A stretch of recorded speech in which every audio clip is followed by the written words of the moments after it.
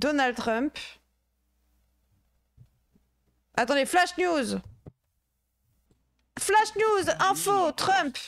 Trump quitte le G7. J'aimerais pouvoir rester pour demain, mais ils comprennent, c'est quelque chose d'important. Y a-t-il une raison, monsieur le président, pour que vous ne puissiez pas être ici? Avez-vous des questions pour quelqu'un d'autre? Donald Trump a quitté prématurément le G7 pour rentrer aux États-Unis. Son départ intervient après qu'il ait appelé Téhéran à évacuer immédiatement. Son départ. L'Iran aurait dû signer l'accord quand je leur ai dit de signer. Quel dommage et quel gâchis de vie humaine. Pour le dire simplement, l'Iran ne peut pas avoir d'armes nucléaires. Je l'ai répété tellement de fois. Tout le monde devrait évacuer Téhéran immédiatement. Vous pensez qu'il va faire quoi? La porte-parole de la Maison-Blanche a précisé qu'il a dû partir à cause de quelque chose au Moyen-Orient. Emmanuel Macron a affirmé qu'une offre avait été faite pour rencontrer les Iraniens. Du G7 précisément à cause de la situation entre Israël et... Il va iraquer l'Iran. Et l'Iran. C'est Est-ce qu'il y a une nouvelle offre de négociation? Il vient de dire qu'ils vont bombarder l'Iran, je sais pas mais ça y ressemble. Après c'est Trump. Non les gens, on rappelle le chat tout à l'heure, il y a des gens qui nous ont dit que Trump n'allait pas bombarder parce que Trump il veut pas la guerre. Américaine, est-ce qu'elle comporte par exemple la possibilité d'une rencontre entre Trump et le président iranien? Écoutez, c'est ce que je... Écoutez, il y a une offre qui a été faite, en effet, de rencontres, d'échanges. Il y a une offre qui a été faite surtout d'avoir un cessez-le-feu et d'enclencher justement des discussions plus larges. Je pense que c'est une très bonne chose. Une déclaration que Donald Trump n'a pas appréciée. Oh, pas content. Pas content, Trump. Le président Emmanuel Macron de France, pour se faire de la publicité, a dit par erreur que j'avais quitté le sommet du G7 au Canada pour retourner à Washington pour travailler à un cessez-le-feu entre Israël et l'Iran. Faux! Il n'a aucune idée de la raison pour laquelle je suis maintenant en route pour Washington, mais cela n'a certainement rien à voir avec un cessez-le-feu. C'est beaucoup plus gros que ça. Volontairement ou pas, Emmanuel ne comprend jamais rien. Oh waouh! Volontairement ou pas, Emmanuel ne comprend jamais rien. Waouh, quel gros clasher celui-là. Oh. Mais moi ça me terrifie les gens. C'est méchant mais mes yeux sont secs pour Macron. Ah c'est méchant. Soutien critique. Mais ça fait peur non? Si on n'est plus avec les États-Unis on va mourir. Hein. Après c'est réel, Macron raconte n'importe sur Trump. Bah peut-être mais bon ça m'a fait rire. Après moi aussi mais... Il est ridicule quand même. Bah... Il est de leur côté Macron. Bah oui en plus Macron fait que le sucer. Je vais pas tirer sur les musulmans, je vais nuque la gueule, c'est pareil. Ah, bon, ça va. Finalement, j'aime bien Donald. Non, mais les gens, ils vont bombarder l'Iran, là. Depuis 5 jours, Israël et l'Iran échangent barrages de missiles et menaces guerrières. Les États-Unis ont renforcé leur présence militaire dans la région, ce qui fait spéculer sur un engagement direct du pays. Macron a rep. Ah non, mais Macron, il sait rien, de toute façon, il raconte que des bêtises. Ça risque de bombarder sévère après à voir s'il n'y a pas de réaction de la Russie ou de la Chine, ceux qui tweetent. Ce tweet se dit respect ultime à Macron. Mais je sais pas, mais le truc de... L'autre tweet là, il est un peu effrayant. L'Iran aurait dû signer l'accord quand je leur ai dit de signer. Quel dommage et quel gâchis de vie humaine. Pour le dire simplement, l'Iran ne peut pas avoir d'armes nucléaires. Je l'ai répété tellement de fois. Tout le monde devrait évacuer Téhéran immédiatement. Ouais. Rappelez son mise à news, il a l'air stressé. Oui, vraiment. Même la CIA, t'es mon Trump. Bah ouais. Après, avec tous les bateaux qu'ils vont ramener... Bon, j'ai envie de regarder une dernière vidéo, les gens. Qui dure 30 minutes, qui va nous changer un petit peu les idées, et en même temps, pas beaucoup, parce que c'est sur Trump et Elon Musk. Et vraiment, regardez l'image de la vidéo. Avec César. Trump, tech et manipulation, ce que vous ignorez. Ça a l'air intéressant en vrai. Allez, on est parti.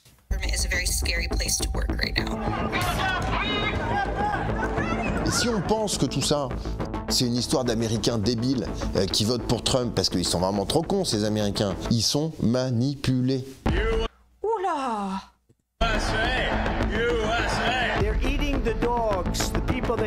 Ce qui s'est passé depuis l'élection de Trump nous montre bien que ce que nous pensions inimaginable est devenu une réalité. Et donc il y a chez Trump l'idée selon laquelle, une fois qu'on aura fait la purge, qu'il y aura une renaissance.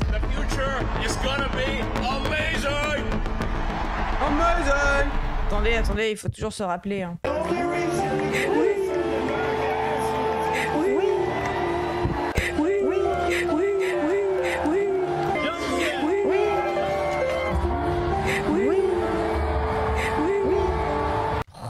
Je m'en voulais pas, je suis pas très souple, mais alors lui, Oui. Ça y est, la bromance entre le président des États-Unis et l'homme le plus riche du monde explose en plein vol. Ça avait pourtant bien commencé parce que Musk était aux côtés de Trump pendant la campagne, au moment de son élection, pendant les premiers mois de la présidentielle. Hello everyone. Et nous, ça fait un petit moment qu'on suit ce duo puissant et improbable qu'on a fait trembler plus d'un. Eh ouais. Today, an oligarchy is taking shape in America of extreme wealth, power and influence that literally threatens our entire democracy. Menacer la démocratie et la liberté. Est-ce qu'il abuse pas un peu de Joe Biden? Il y a eu des centaines de milliers de fonctionnaires virés en un claquement de doigts, et un déni flagrant du changement climatique, une attaque frontale contre le wokisme. C'est juste un petit message pour dire de penser à t'abonner, de penser à nous rejoindre sur Twitch si jamais, et surtout, si t'as les moyens, et si tu peux soutenir mon travail, directement faire un don sur PayPal. Merci YouTube. Est-ce que la démocratie est vraiment en danger? Et merci de retrouver. Est-ce qu'on est à ça de vaciller dans une dictature digitale? Et c'est quoi l'impact sur nous, internautes, citoyens français? Une dictature digitale. Est-ce qu'on peut le rapprocher du... Je vois pas ce qu'il veut dire. Est-ce qu'il veut dire que genre c'est du mensonge par les médias, ou la concentration des médias, ou ouais, le technoféodalisme? Moi j'ai pensé à ça, mais j'ai l'impression que ça veut plus dire concentrer les médias. C'est plus le fait que Bolloré... Non, j'ai pas l'impression que ça soit le technoféodalisme avec des entreprises qui ont des vassaux et qui travaillent pour eux, etc. Non, je pense que c'est vraiment le contrôle de l'opinion. Et de la manipulation de l'opinion. Technofascisme. Non, je vous dis que non. Technoféodalisme, les gens, c'est pas ça. Technoféodalisme, c'est juste dire qu'il y a des entreprises sur Internet qui contrôlent qui ont des vassaux, qui ont des gens qui travaillent pour eux, etc., etc., etc. C'est le fait de travailler et d'avoir un renouvellement du capitalisme avec des gens qui travaillent pour toi et des forces travailleuses au sein des médias et via Internet, genre Uber Eats, un truc comme ça. Oui, Uber, c'est très ça. Mais là, j'ai l'impression que c'est plus la manipulation de l'information. La manipulation par, genre, Bolloré qui contrôle tout, quoi. Fallait mettre un message, c'est quoi le TTS? C'est quand vous mettez un message, maintenant, ils vont le parler. Le retour des seigneurs, oui. Et c'est pour ça que là, j'ai pas l'impression que ce soit ça. Mais bref, on va voir. Of America begins right now. On a digué dans le sujet. On a lu, on a regardé des vidéos, contacté des experts, des témoins. On vous a fait un gros récap. Spoiler, c'est assez flippant. Mais encore un peu d'espoir, on vous explique. J'ai été sélectionnée parce que je suis sous les cases. Je suis à la fois une femme et une personne racisée. Donc si vous critiquez mes propos, c'est que vous êtes à la fois raciste et sexiste. Cette vidéo, elle a C'est un faux truc, on est d'accord. été vue 137 millions de fois. Elle est complètement fausse, faite par IA, et Elon Musk la partage sur X pendant la campagne. Pour bien comprendre l'ampleur de la propagande sur les réseaux sociaux, on a demandé à Thomas Huchon. Bonjour. C'est lui, un salut, journaliste qui est spécialisé dans la désinformation, de venir nous en parler. Déjà, la première chose que cherche à faire quelqu'un qui diffuse une fausse information, c'est de bordéliser un peu la conversation. Qu'est-ce que fait Elon Musk tout au long de cette année 2024, il essaye de transformer le rapport de force entre Trump et Kamala Harris, donc un homme blanc millionnaire face à cette femme noire qui a fait des études. Donc en gros, il essaye de casser l'image positive de Kamala Harris et de faire en sorte que ce qui était un atout pour... Ne voudrais-tu pas changer un peu ton alerte sub-STP? Main en prière rire. Main en prière rire. Oui, Funky Mofo. Merci pour le deuxième mois pourtant. Pour elle, pourrait devenir une forme de handicap. Le Monde a enquêté sur les tweets de Musk pendant le dernier mois de la campagne. 100 tweets par jour, avec beaucoup de désinformation. Wow. Théorie de la fraude électorale. Ah oui, stop the count. Illégale. Personne n'aime Kamala. Oui, c'est ça que j'ai pas compris, c'est quelle image positive de base elle avait. Main en prière. Virus woke, tout y passe. Il y a l'idée qu'elle voulait réinstaurer le communisme Chef? Camarade? C'est par Elon et... Ah, le C-word. Ah, vraiment, hein. Là, on est sur du lourd communisme, hein. Aux États-Unis aussi. Pour eux, c'est le logo nazi. Oui, c'est vrai que pour eux, c'est une insulte, en plus, aux US. Qui a pas mal marché. Et puis, il y a un peu l'idée qu'elle serait partie... Camarade Harris. C'est beau, j'ai adoré. Prenante de cette organisation des démocrates qui tiennent ce truc de pédophile caché, qu'elle serait en fait elle aussi un rouage essentiel de ce truc-là. Et dans cette opération de dissimulation de la vraie Kamala Harris, il y a la complicité des médias mainstream.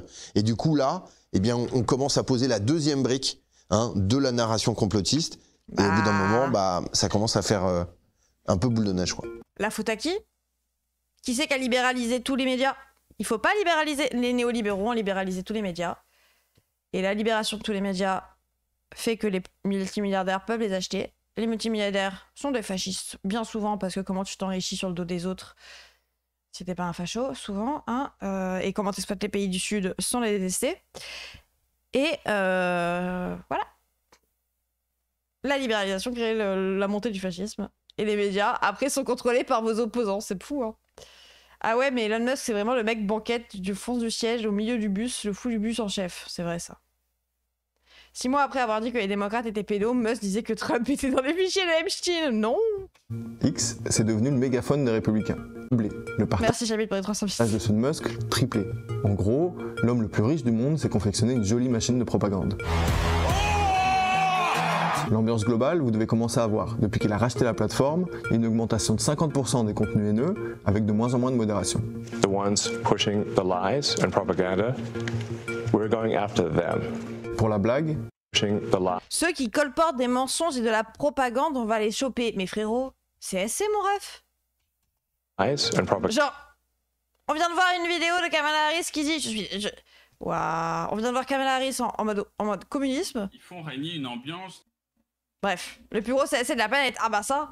We're going after them. Pour la blague, des journalistes ont demandé à Grok, l'IA que Elon Musk a construit, qui était le plus grand propagateur de fake news. Ah oui, je suis le Spider-Man qui pointe du doigt Spider-Man. Hein. L'IA a répondu, Elon Musk. Grok, par exemple, une des fake news qui a le plus circulé pendant la campagne américaine, l'idée qu'il allait avoir une fraude électorale des démocrates pour voler l'élection à Donald Trump. Ça, c'est 24 millions de tweets en 2024, ok ? 24 millions de tweets pour cette histoire-là. C'est forcé qu'un truc... Mais après, la maladie mentale du boug. Pardon, hein, mais... Qui est aussi répétitif, qui est aussi mécanique et qui nous arrive aussi souvent, joue à un moment sur nos cerveaux. C'est bon pour vous, et quoi. si on pense que tout ça, c'est une histoire d'Américains débiles qui votent pour Trump parce qu'ils sont vraiment trop cons, ces Américains, en fait, on n'a rien compris. Ils sont manipulés. J'aime pas la théorie, mais bref. Ils sont... Alors... Non, moi je pense que c'est juste ils sont racistes. Il y a que 50% de la population qui est allée voter. Si c'était de la manipulation, tout le monde serait allé voter. Les deux. Et moi je pense que la propagande de Trump et ce genre de vidéos de merde, ça touche les gens que ça doit toucher, quoi. Enfin, je veux dire, tu peux être raciste et manipulé. Mais les gens qui voient des photos de Kamala Harris et qui pensent que Kamala Harris c'est le communisme, c'est les gens qui étaient déjà fans de Trump, les gens. C'est que c'était des gens déjà convaincus. Juste on leur rajoute des petits trucs et ils sont en mode oui c'est un peu réel. Sinon les autres ils sont en mode oui bon. Allez flemme, c'est bon. Les propagandes de manipulation ont un taux de réussite de 25%. Oui bah voilà quoi, c'est pas... Je sais pas, j'ai l'impression que ça touche vraiment que les convaincus. Et c'est pour ça qu'il y a eu que 50% de gens qui ont été votés quoi. Sans que cette vidéo ne va pas parler de la campagne désastreuse de Kamala. Après, c'est pas le but de parler de Kamala Harris, hein, les gens. Ça va juste parler de ce que Donald Trump fait au pouvoir en mentant. C'est aussi comme ça qu'il justifie le fait de virer les immigrés et tout. Hein. Manipulés dans une ampleur que probablement l'humanité n'a jamais connue auparavant. On résume. Fake news. C'est pas faux, leur éducation est à chier, ils sont endoctrinés, mais ils sont aussi très cons. Je suis expert ricain si t'as besoin. Basé, Fogetronic. Je pense pas que ça influe sur le nombre de votants, mais sur les personnes qui comptent voter. Bah si t'as une propagande d'État qui joue sur tout l'État, il n'y aurait pas que 50% de participation à les élections présidentielles, les gens. C'est... Ils adhèrent au populisme par manque de gauche. Les gens, vraiment? Je pense pas, mais bref. Théorie du les fachos sont pas les fachos pas fâchés. Hein. Complot et bordélisation sur X. Mais le truc, c'est que ça s'arrête pas là. Musk, il a aussi financé des comités d'action politique. En gros, du lobbying. Ils ont diffusé 7 vidéos. I will not be silent about the scale Je ne me tairai pas quant à l'ampleur de la souffrance humaine à Gaza. Putain, le fait que la propagande, ce soit de dire qu'elle est propale et que c'est censé la décrédibiliser. Human suffering in Gaza, including the death of far notamment too many notamment la mort de bien trop de civils. Civilians. Ça, c'est hyper impressionnant. C'est de l'hyper-ciblage. Le but, c'est de faire pencher les indécis. On va viser une population très spécifique en lui envoyant des messages dont on sait qu'ils vont y être très sensibles. En l'occurrence, les populations juives vont recevoir un message comme quoi Kamala Harris est pro-Palestine. Pays de protestants fous. Ah, pays de fous, les gens, je suis désolée. Ça fait plus de 50 ans qu'ils avaient la même propagande, c'est dans ce sens qu'ils sont manipulés, et nous tout autant. Bah oui, nous tout autant, mais là je pense qu'ils parlent que de Trump, donc j'ai pas l'impression que ce soit le sens utilisé. Mais bien évidemment, après, nous aussi, on a bouffé de la propagande de romans nationaux et tout depuis qu'on est gosses. Hein. Du coup, ça fait des listes, bah ouais. La population arabe reçoit un message comme quoi elle est pro-Israël. Le but, les inciter à ne pas aller voter. Je vous rappelle que c'est pas... Ah, il y a des algorithmes. Selon l'algorithme, bah oui, mais c'est ça le pouvoir d'avoir Musk au pouvoir, quoi. Enfin, Musk qui contrôle tout au niveau des réseaux. C'est que tu sais à peu près dans les retweets, dans les likes, qui est pro-Pal et qui est pro-Israël. Et tu leur envoies des propagandes différentes, quoi. Oh. Quoi, les pro-Israël. Le ciblage de pub de base, ouais, bah ouais. Pas aller voter. Je vous rappelle que c'est pas Kamala Harris qui crée ces messages, c'est les comités qui sont soutenus par Elon Musk. Précis, ça. Les données personnelles.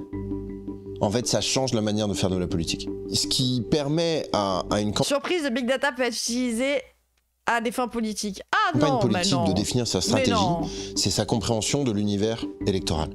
Et en fait, en rentrant dans des détails de la personnalité des gens, eh bien, on est capable de prédire leurs comportements électoraux. Et finalement, c'est donc possible de savoir eh bien, que vous êtes un électeur républicain, ou pire, que vous êtes un électeur démocrate, mais qu'en fait vous êtes secrètement raciste et que vous pourriez voter pour les républicains. Avec ces données, on peut viser un camp pour les dissuader de voter, mais on peut aussi inciter au vote. Après, je reste persuadée que CNN, Fox News a plus de pouvoir. Bah en fait, c'est l'alliance des deux. C'est l'alliance des deux. En fait, si t'en avais un des deux qui était pas comme ça, bien évidemment, t'enlèves Internet. L'existence même d'Internet, il y a que CNN, Fox News. T'as que la télé, il y a plus Internet. Bien évidemment que ça va fonctionner tout aussi bien. T'enlèves Fox News, t'enlèves tout ça, t'as que Internet. Actuellement, de sa forme actuelle. Bien évidemment que ça marchait tout aussi bien. L'alliance des deux renforce le truc, mais si t'en avais un qui était pas sur cette ligne, t'en avais un qui était un peu moins dans le fait de viser les propals, viser les nanana, que t'avais pas une propagande d'État à la télé et que t'avais pas l'extrême droite qui contrôlait tous les médias télé, etc. Genre, t'as un internet où tu vois des images, enfin t'as des discours propals de fou toute la journée et tout qui sont ciblés vers toi. Et en même temps tu regardes la télé où c'est pro-sioniste, bah tu vois que t'as au moins la dissonance. Alors que quand les deux vont ensemble, t'es juste persuadé d'être nombré, quoi. Est-ce que tu sais ce qu'est le gerrymandering? Il découpe les territoires électoraux selon la démographie pour favoriser l'élection de certains représentants. Toutes les facettes de leur société escamées. Oui, bah oui. Pour moi, les démocrates et les républicains ont tellement été libéraux et décérébrés que le populisme de Donald Trump le fait passer pour un candidat anti-système. Bah pareil en France, hein, les gens. Pareil en France, hein. Le libéralisme a permis le fascisme aussi de prendre tous les médias, hein. Tu regardes Fox News ou CNN une fois que tu t'es fait brainwash sur les réseaux. Bah ouais, aussi parfois tu te mets à regarder CNews, quoi. Tu te mets à regarder CNews après avoir regardé ça. Vous êtes pro-Trump. USA! USA! Peut-être même vous êtes abstentionniste ou vous en foutez un peu. Vous allez peut-être recevoir des publicités par téléphone ou sur Facebook avec le programme de Harris. Interdiction des voitures à essence, rachat de toutes les armes à feu par le gouvernement, imposition des transitions de genre aux mineurs sans l'autorisation des parents. C'est des informations qui sont complètement fausses, qui vont appuyer sur les thèmes qui vous sont sensibles.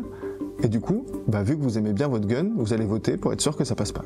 Fight, fight, fight, vote, vote, vote. Alors que la meuf est pro-gun. Hein. Quelque chose de terrible à tout ça. Parce que la politique, c'est quelque chose qui doit se faire dans la lumière du jour, sur lequel chacun d'entre nous doit être capable de se faire sa propre opinion. Traditionnellement, on va dire, voilà, un homme politique de gauche, à un moment, ou un homme politique de droite, à un moment, dans sa campagne, pour gagner la majorité des Français. Oula, j'ai pas envie d'entendre tes théories politiques. Il était obligé de se rapprocher du centre. Et donc, ça faisait que le système amenait à une forme de statu quo, mais il amenait aussi à une forme de vivre ensemble. Là, aujourd'hui, c'est plus du tout la logique. Et donc, si on vit tout... Hello, désapprouve ce message. Bah, l'UMPS, c'est un vrai truc, les gens. Pendant longtemps, on a eu deux partis pareils. Ok, backseat. Bah, là, j'ai l'impression qu'il est en train de dire que c'est en train de se séparer comme ça, tu vois. Genre... Tous dans des réalités différentes. Si on vit tous dans des mondes parallèles, si on est tous en permanence sponsorisés par nos émotions... Oui, il a totalement raison, c'est la méta, quoi. C'était la méta à l'époque, hein. Je vois pas très bien comment est-ce que la circulation permanente de contenus violents, clivants et choquants pourrait avoir une conséquence autre que le fait qu'on se fout tous sur la gueule. Au-delà des moyens techniques qui vont les extrêmes. Cibler certaines populations, le cœur de ces messages, il fonctionne sur la haine, la colère, la honte. Et en fait, toutes ces émotions, elles modifient notre discernement. Voilà mon abo part pour toi, cette fois émoticône clignant de l'œil. Content de suivre un contenu aussi basé. Oh, merci beaucoup pour le sub Kentalok, merci beaucoup. En vrai, j'aime trop. Elle solidifie nos clichés. C'est un peu comme si on avait du mal à s'entendre réfléchir. Mais est-ce que les réseaux sociaux, c'est eux qui ont fait que Trump ait gagné l'élection? C'est un peu plus compliqué que ça. Les études, elles restent assez prudentes à ce propos. Oui, non, les médias, moi je pense qu'on parle plus de médias en général, ouais, vous avez raison. En fait, en tant que fait politique, oui, les partis classiques ont tendance à se libéraliser après les premiers tours pour choper l'électorat. Mais lui, il dit surtout que c'est en allant vers le centre que la société se divise, pas que c'est fondé. J'ai quand même l'impression que son discours est très les extrêmes, etc., etc. Mais oui, en soi, oui. Est-ce que les réseaux sociaux ou les chaînes de télé conservatrices, genre Fox News ou CNews, ont plus... Après, c'est la strate Ruffin, quoi. C'est dire, oh là là, au second tour, Mélenchon ne gagnera pas face à Le Pen. Oui, mais sauf que toi, tu gagnes pas au premier tour, mon ref, donc comment on fait? Savoir, est-ce que les réseaux sociaux ou les chaînes de télé conservatrices, genre Fox News ou CNews, ont plus d'impact? On sait pas trop le dire. Quoi qu'il en soit, ça modifie le débat public. Ça agrandit la fameuse fenêtre d'Overton. En gros, cette fenêtre, c'est la zone avec les idées dont il est acceptable de débattre. Genre la légalisation du cannabis. On peut être pour. Oui, pour ou contre le chat, la légalisation du cannabis. Attention, ici on condamne. Hein. Je condamne le cannabis. Oui, la conclusion de leur discours est pas claire, oui. Pour. Bon, c'est bien, vous êtes bien. On est bien. Pour eux, comment ça? T'es pas pour la légalisation du cannabis? Tu condamnes? Je condamne. Par contre, je condamne. Coucou la DGSI. Bah non, on a le droit d'être pour la légalisation du cannabis, ça veut pas dire qu'on en consomme. En plus, moi, je consomme pas. Donc bon. On peut être contre, mais on peut en parler.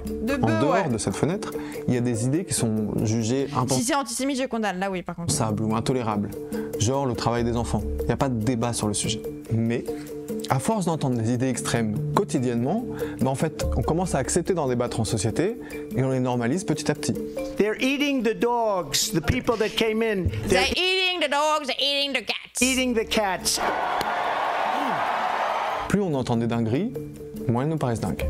Et surtout, nous, en fait, en Europe, c'est pas possible de faire de la publicité ciblée politique.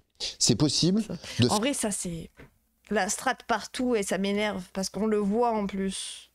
Et puis, t'as juste à avoir cette notion et à avoir lu un peu ou avoir connu un peu de théorie sociologique, etc., etc. Tu le sais. Les pubs d'Israël, allô. Ah, désolé s'il y a ça sur mon stream, ça te dégoûte un peu. Signalez-la au pire si vous l'avez parce que bon. Save a bird, it's a cat. Bah oui, déjà de l'une. Mais c'est surtout genre Retailleau qui a imposé le fait de remettre en question l'état de droit ou le droit du sol. La préférence nationale qui a été imposée par l'extrême droite. J'en ai marre, moi, qu'ils arrivent à imposer leurs mots, là. De base, c'est des trucs qu'on remet pas en question, oui. L'état de droit, genre littéralement l'état de droit. Publicité ciblée pour des causes. Et c'est là qu'est le loup. En fait, c'est possible de trouver des choses qui sont absolument pas politiques, mais qui en réalité révèlent très précisément vos convictions politiques. Le hack, c'est quoi? On voit un système. Dans ce système, on trouve une faille. On comprend cette faille, on rentre dans cette faille, on fait effet de levier et on casse le système. On revient aux US. Le 17 janvier 2025, Trump récupère les clés de la Maison Blanche. Ça pue sa race qu'on en soit là, bah ouais. Et en même temps, ça continue. Et en fait, là, c'est genre... Comment t'arrêtes ça? Ils ont tous les médias? Après, on réussit à imposer les nôtres chez les gens de gauche sincères. Et ouais, mais en fait, c'est ça, mais sur les gens de gauche, donc déjà de gauche. Moi, ça me gêne pas. Ça te gêne pas qu'on parle de l'état de droit et de la préférence nationale et de remettre en cause le droit du sol? Bah, force à Watt, hein. Abattage rituel. Le voile. L'abaya. L'abaya. L'abaya, c'est littéralement devenu un mot. Grâce aux médias. Oui. Pour son second mandat, il signe 140 décrets en 100 jours, un record. Il remet en cause le droit du sol, lance une chasse aux immigrés légaux, on voit même des étudiants légaux se faire arrêter en pleine rue, il réfute l'existence du changement climatique, démantèle l'USAID qui délivrait de l'aide humanitaire à l'international et censure la recherche scientifique. On a parlé à Alexa, elle est scientifique à l'EPA, l'agence de protection de l'environnement, pour qu'elle nous raconte ce qu'elle a vécu. The day after the election, we were told all communication and all projects were on an immediate pause. It's so strangely carried out. I'm assuming it's probably heavily influenced by Doge and Elon Musk. Ce Doge dont elle parle, c'est le département de l'efficacité gouvernementale, avec Musk aux manettes pour faire des économies. The federal federal government is a very scary place to work right now. Ça s'arrêtera pas avant que ça commence à être hyper dramatique. On va aller au bout du truc. Je vois pas comment en sortir. Bah, faudrait faire en sorte de plus avoir de. Tu vois, tu mets une loi, mais c'est pas le but du néolibéralisme. Le libéralisme, il veut que tout soit libre. Et là, on a Macron au pouvoir et c'est eux qui gagnent le plus parce que être de gauche, c'est communisme, radical, c'est impossible, le bon sens. Mais du coup, tu es pour le libéralisme, du coup, tu libéralises le fait que n'importe qui peut accéder à n'importe quel média et du coup, tu as une polarisation de c'est toujours les mêmes qui concentrent les mêmes médias. Faut tout péter sur Roblox, bah ouais. Mais du coup, ça s'arrêtera pas si on va pas dans le fascisme. J'ai l'impression que oui, c'est ça en fait. Alors tu fais une loi pour pas qu'il y ait de concentration des médias envers une personne. Fimulus pour la forme. Waouh. Waouh. The level of surveillance that we are under is unlike anything I have seen in any workplace. I mean, this week they just installed a system on our computer that sends an alarm every time you undock your computer from your desk. They're telling us that we need to be scared and we need to be very careful what we say on meetings and what we put. Il faut faire attention à ce qu'on dit en réunion et ce qu'on écrit dans nos mails. Emails, we need to censor ourselves. Nous devons nous censurer. And I've talked to like my older colleagues. J'en ai parlé avec mes collègues qui travaillent ici depuis plus de 40 ans. They said they've never seen anything like this. Ils ont dit qu'ils n'ont jamais rien vu de tel. Ils n'ont jamais vu autant d'agressions et d'attaques à l'encontre des fonctionnaires de la fonction publique, ni un tel chamboulement du fonctionnement global. Mais alors comment ça fonctionne le Doge? On a vu des jeunes ingénieurs qui avant travaillaient... Après c'est vrai que Elon Musk il a foutu de bordel avec son Doge, il a mis tout le monde au chômage et il a embauché des enfants de 3 ans là. Musk se En gros d'une manière ou d'une autre on est foutu. Non, il faut l'espoir de la rue. Il faut l'espoir de la militance de gauche et la révolution culturelle. La bataille culturelle. Il faut donner à Emodem. Pour qu'Emodem aille influencer tous les enfants. Pour que Squeezie dise « Oh, Emodem, viens au GP Explorer. » Et qu'Emodem... C'est vrai, non ouais. Dans les agences fédérales pour siphonner les datas. Là, il faut quand même... Après Emodem, elle a plein de fans de Squeezie qui viennent sur son stream et on leur dit d'être de gauche. Et ils sont de gauche avec nous. Et ensuite, on vote pour les gens de gauche. Et les gens de gauche, ils vont au pouvoir. Et ils suppriment tout. Rendre compte que l'homme le plus riche sur Terre a fait la plus grande violation de sécurité informatique que le pays ait connu. Trésor américain, NASA, sécurité sociale, impôts, tout y passe. Le Doge récupère des données ultra sensibles. C'est à partir de ces données qu'ils vont décider de qui licencier et où faire des coupes budgétaires. Avec quelques couacs, ils ont viré des salariés du domaine de la sûreté nucléaire, se sont empressés de les réembaucher juste après. Mais ça va beaucoup plus loin que ça. Moi je suis un peu sidéré, parce que comment est-ce qu'on peut appeler le fait que l'homme le plus riche du monde finance la campagne d'un homme politique parce que cet homme politique va lui confier, une fois élu, la gestion des administrations qui doivent surveiller ses propres entreprises. La plutocratie. Comment est-ce qu'on appelle ça, normalement? On appelle ça de la corruption. Non, on appelle ça la plutocratie. On n'est pas en démocratie. D'ailleurs, même en France, on n'est pas vraiment en démocratie. On est vraiment dans une espèce de forme de plutocratie qui est en train de se développer. C'est le pouvoir ne revient pas vraiment au peuple. Parce que le peuple se fait manipuler par quelques-uns. Quelques-uns très riches qui manipulent les médias dans leur intérêt. Et on est sur une plutocratie.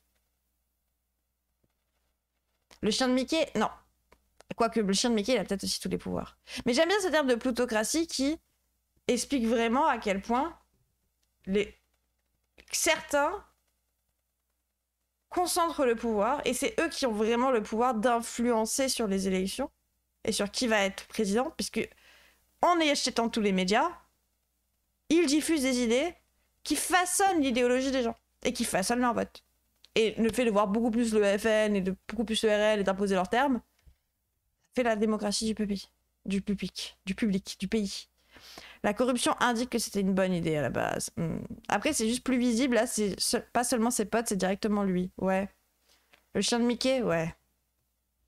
C'est probablement le plus gros exemple Pluto ne financerait pas Israël. De corruption généralisée qu'on n'ait jamais vu depuis des années. Même la mafia n'a pas imaginé un tel destin dans les années de plomb en Italie. Enfin, je veux dire, personne n'a réussi à faire ce coup-là. Corruption, conflit d'intérêts, et puis il y a les data en tant que telles. Parce que la question qui se pose, c'est qu'est-ce qu'il va en faire de ces données? En réalité, il a été chercher toutes les données personnelles qu'il n'avait pas pu récupérer avec Twitter, qu'il n'avait pas pu récupérer avec Tesla. Il récupère énormément d'informations sur la totalité des électeurs américains et des informations extrêmement sensibles, de sécurité sociale, d'impôts, de justice. Imaginez une seule seconde que de disposer de ces informations-là ne va pas lui permettre de construire un minima des outils numériques extrêmement performants, voire extrêmement dangereux. Je pense que c'est faire une erreur sur qui est Elon Musk. The future is gonna be amazing. Il est terrifiant. Je pense que le mal qu'ils font et les dégâts qu'ils font... Attendez, je baisse le son. Avec cette déréglementation, ça va prendre des générations à réparer.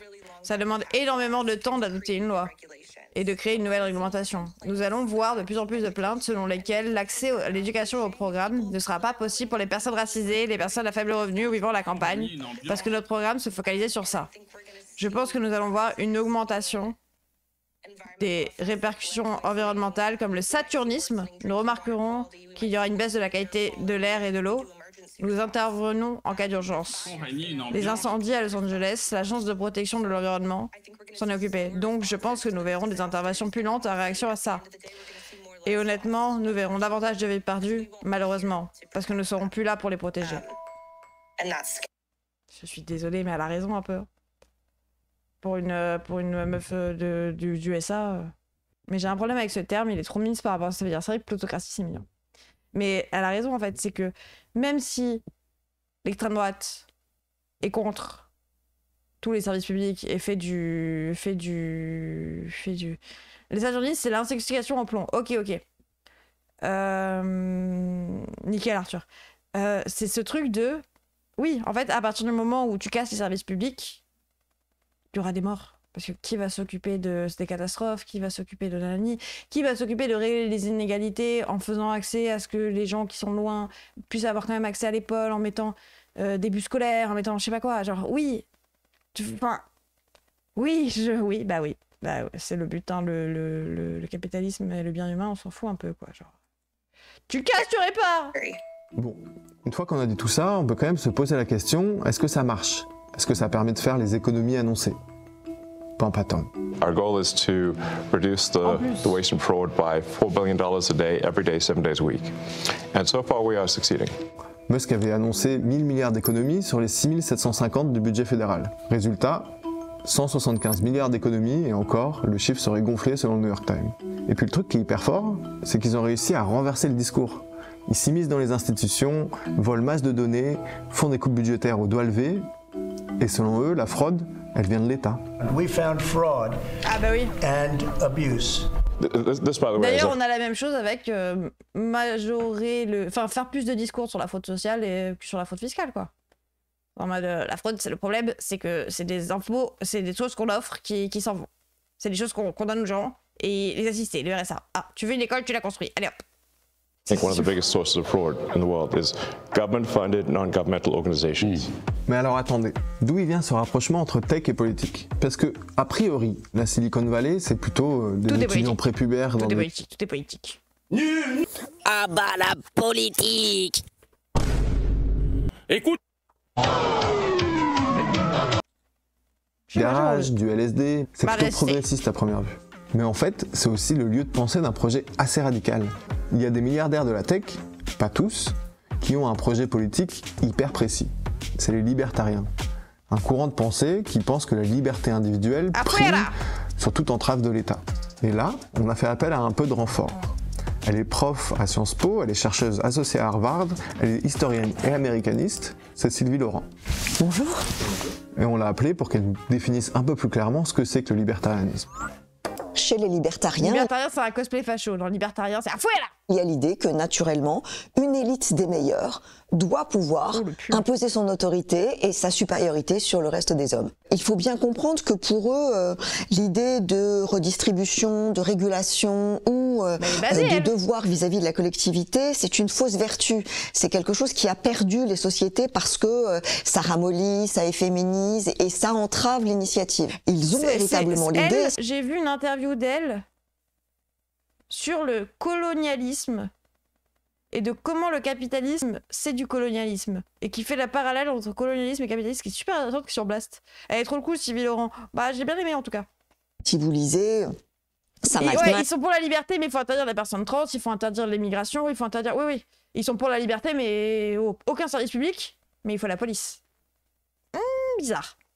Peter Thiel, Zuckerberg et même Elon Musk, qu'ils vont sauver l'humanité. Je pense qu'il y a des gens qui sont meilleurs que les autres et qu'ils sont meilleurs que les autres et qu'il faut les laisser aller au bout de leur projet et que nous aurons tous à nous en féliciter dans 5, 10, 100, 1000 ans lorsqu'ils auront réussi.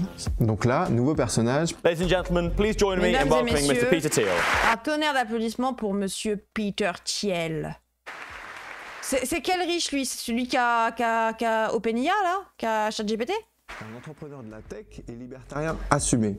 Il connaît bien Musk parce qu'ils ont co-créé PayPal ensemble, il a financé Facebook. C'est un petit milliardaire, 17 milliards selon Forbes. C'est la personne la plus influente de la Silicon Valley et c'est la personne la moins connue. D'un point de vue politique, c'est quelqu'un qui est extrêmement dangereux. C'est l'incarnation de la droite chrétienne la plus intransigeante, la plus violente, la plus conspirationniste que nous avons pu connaître au cours de ces dernières années. Mais il a l'air sympa. Thank you very much. Un gars sympa, Peter. Et le truc, c'est que J.D. Vance, le vice-président américain actuel, il se revendique de certaines de ses théories. Il le qualifie même de compétent et captivant. Après, c'est pas très étonnant que les deux s'entendent, parce qu'en fait, c'est un bon bouc de fou, genre. Thiel qui a financé les campagnes de J.D. Vance. J.D. Vance est lui-même d'extrême droite. Donc J.D. Vance pense lui aussi qu'il y a eu trop de féminisme, trop de reconnaissance des minorités et qu'il est grand temps de revenir à une tradition chrétienne, hétérosexuelle, patriarcale, c'est-à-dire... Tout va bien. Il a tué le pape, on rappelle. Dire qu'il y a un futurisme réactionnaire. C'est-à-dire ce sont les mêmes qui parlent des nouvelles technologies, d'aller sur Mars, d'avoir des véhicules volants et de l'intelligence artificielle partout, qui dans le même temps ont des valeurs morales extrêmement réactionnaires. Mais pourquoi un milliardaire de la tech finance un représentant politique? C'est étonnant, parce que si on se dit que Thiel il est libertarien, il veut moins d'État ou pas d'État du tout. Il pense au contraire que l'État peut être très utile pour instaurer un rapport de force mondial. Donc c'est pas vraiment un libertaire, c'est quelqu'un qui utilise le libertarianisme quand ça l'arrange et le pouvoir politique quand ça lui sied. Peut-être qu'on pourrait vraiment changer le monde. Oula, j'ai peur de sa proposition pour changer le monde. Est-ce qu'il va mettre les frites gratuites à la cantine? Les frites gratuites pour tout le monde. Les frites. Il va mettre des frites. Sans constamment avoir à convaincre les gens, à supplier les gens, à implorer les gens qui ne seront jamais d'accord avec nous au travers de moyens technologiques. C'est pour ça que je pense que la technologie est une alternative incroyable à la politique. La plus grosse boîte de Thiel, c'est Palantir. Et là, ça devient un peu plus sérieux. Si vous avez vu Le Seigneur des Anneaux, c'est la boule de cristal qu'utilise Saruman pour voir ce qui est en dehors de sa tour. C'est une entreprise qui vend des armes, des drones et des véhicules de combat, mais aussi qui est spécialisée dans le big data. Ils ont déjà travaillé avec la CIA et le FBI pour traquer des terroristes partout dans le monde à l'aide de leurs données personnelles. Et depuis l'élection de Trump, sa valorisation boursière a doublé. Maintenant, ils travaillent avec le Doge et l'État américain pour traquer et déporter les immigrés. On est dans une contradiction totale, puisque chose que les libertariens sont censés honnir, c'est la tyrannie de l'État. Or, que fait Peter Thiel? Il donne à l'État un appareil de surveillance et de domination généralisée sur la population. Il y a quand même un truc qui colle pas. C'est comment est-ce que toutes ces théories ont convaincu les MAGA, la base électorale de Trump, qui sont quand même a priori loin des sphères tech et qui n'ont pas voté pour être sous un gouvernement autoritaire. Il arrive avec l'idée qu'il existe une forme de complot pour nous manipuler. Ça va parler aux sphères complotistes ralliées par Trump, oui. Ça va parler aux républicains traditionnalistes qui ont toujours vu le rôle de l'État fédéral comme une espèce de machine à empêcher l'Amérique de fonctionner, quoi. Et la droite chrétienne, avec l'idée qu'il y aurait donc une organisation des médias, des démocrates qui vont mentir à tout le monde sur ce sujet pour obtenir une espèce de monde fantasmagorique, peuplé de woke, homosexuels, noirs. Ah oui, c'est vrai qu'ils sont persuadés que ceux qui contrôlent les médias, c'est les woke. Potentiellement avec un accent mexicain. Trump. De nous. Oui, non, mais ils sont persuadés que Macron est de gauche et que Macron, c'est la bien-pensance woke. Oui, non, mais j'étais en train de me dire, est-ce faux? Je suis tellement cette gauchiste. Quand il a dit, oui, les riches contrôlent les médias, ils imposent leurs idées et tout, j'étais en mode, oui, il a raison. Et après, il a dit, et ils sont woke. Je suis en mode, ok, ils sont dans la théorie inverse. On est les Mexicains, ouais. A été élu, et c'est ça qui est assez drôle, sur le fait qu'il était une incarnation. C'est-à-dire que d'une certaine façon, il est le contraire de la tech. Il est un corps, il est une autorité, il est une voix. Les démagogues, ils sont très charnels, très incarnés. C'est son côté mussolinien. So you have to tell Kamala Harris that vous devez dire à Kamala Harris que vous en avez eu assez. You've had enough. We can't stand. On en a marre de vous. You're a shit. Vous êtes une vice-présidente de merde. Vice President. Et la grande différence entre 2016 et 2024, je pense que c'est parce que la tech est arrivée la deuxième fois comme appareillage de surveillance et de déconstruction de l'État social d'une façon qui a vraiment donné des allures un peu fascisantes à ce nouveau gouvernement qu'il n'y avait pas la première fois alors que les fondements étaient déjà établis. Bon, propagande, bouc émissaire, tendance fascisante, ça doit commencer à être clair. La question qui reste à se poser quant aux US, c'est les garde-fous. Il y a un truc qui est quand même pas mal avec les démocraties, c'est le principe des contre-pouvoirs. Est-ce qu'il alerte, alerte, gardez les fous. Fonctionne. Les principaux aux États-Unis, c'est le Congrès des États-Unis, le système judiciaire et les médias. Aujourd'hui, alors que ils sont affaiblis, les médias continuent à pouvoir exprimer des critiques, même s'il y a beaucoup d'autocensure. Pour ce qui est du Congrès, il est complètement inexistant. Les démocrates sont beaucoup trop affaiblis pour pouvoir s'opposer, donc ça, c'est le gros problème. Et après, il y a la justice, qui est là, entre autres, pour faire en sorte que la Constitution soit respectée. Trump en teste les limites. Elle a retoqué beaucoup de ses réformes. Elle affirme le droit du sol comme étant inaliénable, a fait réembaucher des salariés qui s'étaient fait virer de manière abusive, et ici, vous pouvez voir le nombre de procès qui ont été lancés contre son administration face à celle des autres présidents. À chaque fois qu'une décision parfaitement inique, illégale, scandaleuse est prise, la Cour suprême dit dans un... Il y a que moi qui vois les années 30 revenir. Non, t'inquiète, même Chapoutot les voit. Inique, illégale, scandaleuse est prise. La Cour suprême dit dans un coup il faut pas le faire, mais dans un coup s'il a le cas de le faire, lui donne l'immunité pour certaines choses. Donc la Cour suprême, on ne peut pas jusqu'à ce stade compter sur elle pour entraver Trump. En revanche, il existe aux États-Unis tout un système de petits juges locaux qui ont la possibilité de mettre une condamnation, un moratoire ou d'arrêter une décision.